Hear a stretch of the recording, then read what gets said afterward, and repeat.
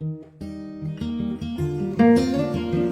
नाव Satyavan Bhosale. Photography जवळपास मी 6 ते 7 वर्षापासून करतो. कसं करायचा हा प्रश्न झाला. मग सुरुवातीला कोणी काम द्यायचं नाही मला. मग हळू असंच वर्षभर गेलं. त्याच्यानंतर थोडे थोडे फोटोशूटच्या किरकोळ अशा ऑर्डर मला मिळायला लागल्या. त्याच्यानंतर मग आता आता 1 वर्षापूर्वी माझा अजय क्षीरसागर सरांशी ओळख झाली. मग त्यांनी सांगितलं की विवाह फोटोज यांच्यासोबत काम करतो. मग ऐकून होतो विवाह फोटोज नाव. कधी प्रोफेशनल काम कधी बघायचं असेल किंवा प्रोफेशन म्हणजे काय बघायचं असेल तर विवाह फोटोजचे सचिन सर त्यांच्याकडे बघून किंवा त्यांचं वर्क पाहून तुम्हाला शिकावं लागेल. एखाद्या गोष्टीला बेस असतो. जर तो बेस पक्का झाला तरच पुढचे जे बिल्डअप होतं ते एकदम खंबीर होतं, म्हणजे एकदम मजबूत होतं.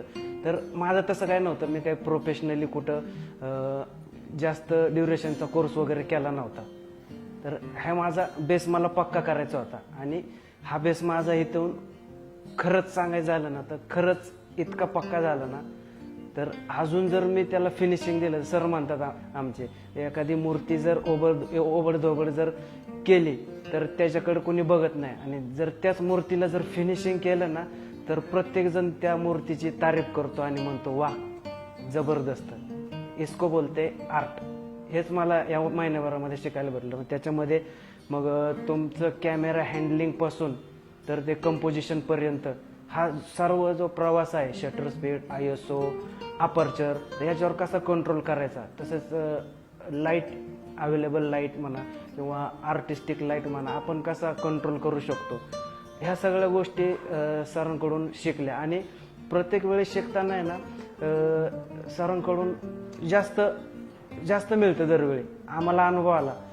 सर सांगतात असाइनमेंट्स करा वगैरे, ह्या गोष्टी सांगतात. तर असाइनमेंट जर केल्या आपण तर सर त्यांच्याकडून 100% पेक्षा खूप जास्त देतात.